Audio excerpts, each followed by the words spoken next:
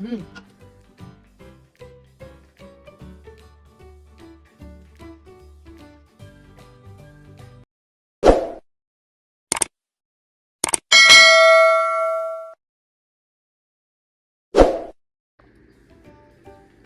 Hello guys! Kumusta na po kayo? Welcome back po ulit sa Lutong Pinoy sa American. For today's video po, ako po ay magluluto ng beef shawarma rice.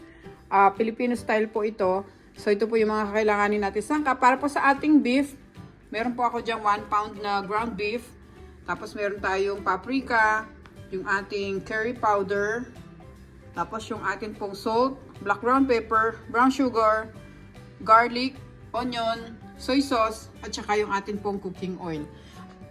Para naman po sa ating rice, meron po tayo ditong kaning lamig, yung ating onion, garlic, cooking oil, turmeric powder, tapos yung black ground pepper at saka yung ating salt.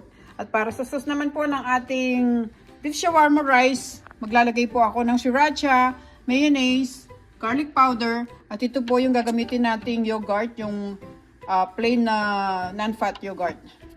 Tapos guys, kakailanganin pala natin ng 1 tablespoon ng honey para mag-balance yung konting asim ng ating yogurt at saka ng ating mayonnaise dito sa ating honey. Kaya lalagyan natin ng mga 1 tablespoon. At naghiwa din po ako dito ng kamatis, pepino at saka yung ating lettuce na ilalagay natin sa side ng ating beef shawarma rice. Okay guys, pakicheck nyo lang po sa description below. Lahat po naman kailangan natin sangkap at sa mga baboy sa aming channel. Sana po mag-subscribe kayo sa Lutong Pinoy sa Amerika. At pakicheck nyo po yung mga iba pa po naming mga naluto sa aming channel. Marami po kaming mga masasarap na recipe doon. Pwede po sa inyong pamilya. Thank you so much guys. At mag-start na po tayo sa ating pagluluto. Dito sa ating bowl, buksan natin yung ating yogurt. Lagay natin siya. Mga half cup tong yogurt na to guys. Unahin natin tong sauce natin para tuloy-tuloy na tayo sa ating pagluluto.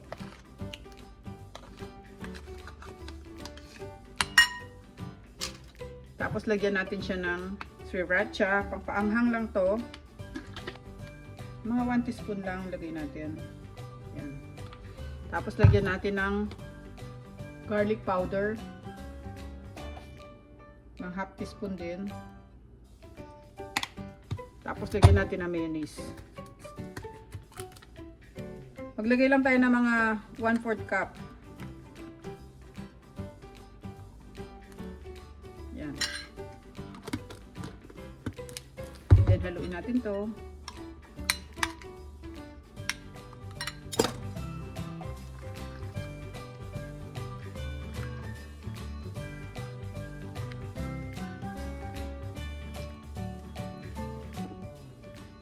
Then maglagay tayo ng konting salt. Continue mixing.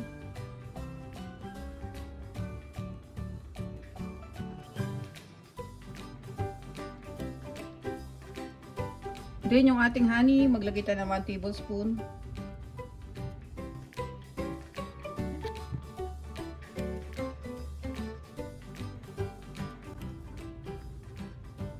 Yun guys, ito na yung ating sauce para sa ating beef shawarma rice. Pwede na nating umpisahan yung ating beef. Lalagay ko siya mamaya dito para madali siyang ilagay sa ating beef shawarma rice. Okay, nagpainit na tayo dito ng kawali. Ilagay natin yung ating mantika.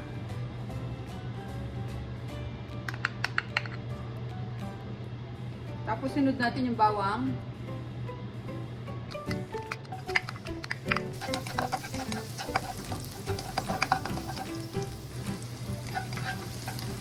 Lagay na natin yung ating sibuyas.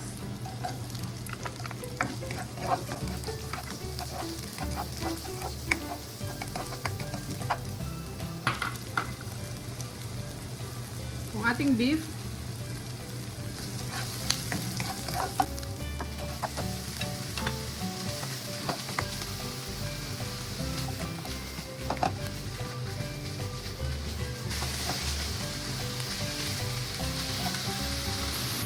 Pwedeng wag na nating takpan yung ating beef para hindi siya magtubig. Hintayin lang natin matuyo siya ng konti at mawala yung pagka-pink niya. Kapag medyo naluluto na siya, pwede na natin ilagay iba pang mga sangkap. Yan. Pag ganito na siya, pwede na natin ilagay yung soy sauce. Itong ating 4 na seasoning.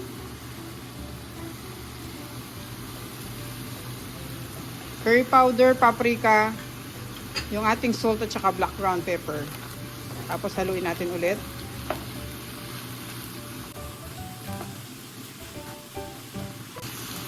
Pag nahalo na natin siya ng mabuti, pwede na natin ilagay yung ating brown sugar. Haluin natin ulit siya. At hintayin pa natin mag-brown ng konti yung ating beef. Huwag na natin siyang tatakpan guys para hindi siya magtubig at matuyo yung kanyang juice. Yan. Pag lumalabas na yung mantika niya, yan, pwede na siya. Okay.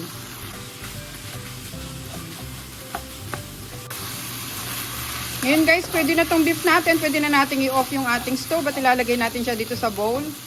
Susunod naman natin yung ating rice.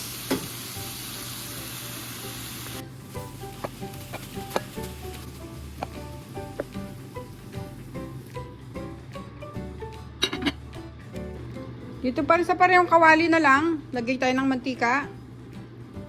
Mga 1 tablespoon. Sunod natin yung ating bawang.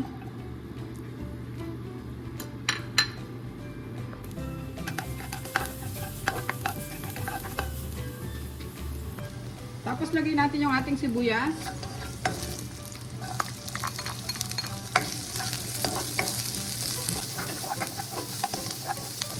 Lagay na natin yung ating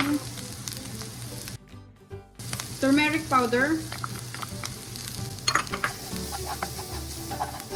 Tapos yung ating kanin.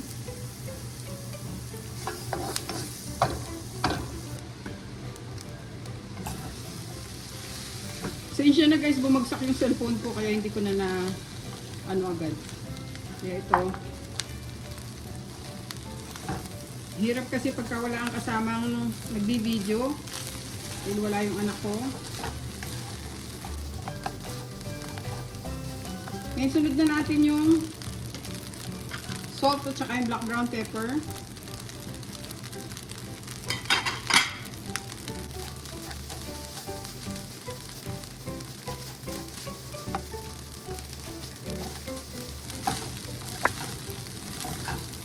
Haluin lang natin to hanggang ma-mix natin lahat yung ating nilagay na turmeric powder at magkulay yellow yung ating rice.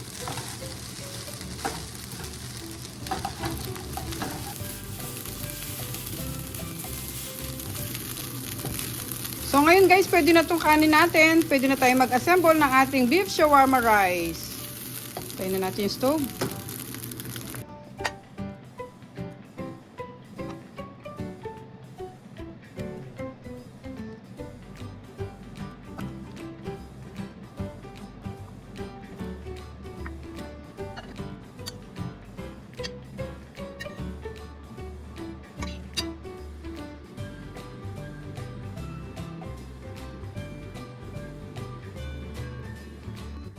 Okay guys, thank you so much po for watching. Ito na po yung ating recipe for today. Sana po nagustuhan nyo siya. Ang atin pong beef shawarma rice. Pwede na po natin siyang lutuin kahit nasa bahay lang po tayo.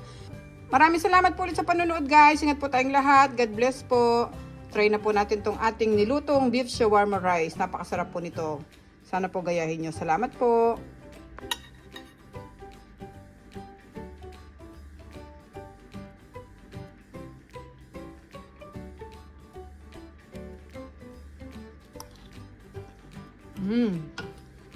Ang sarap po niya guys. Pwede nyo pong lutuin to para sa pamilya nyo. Magugustuhan po nila to.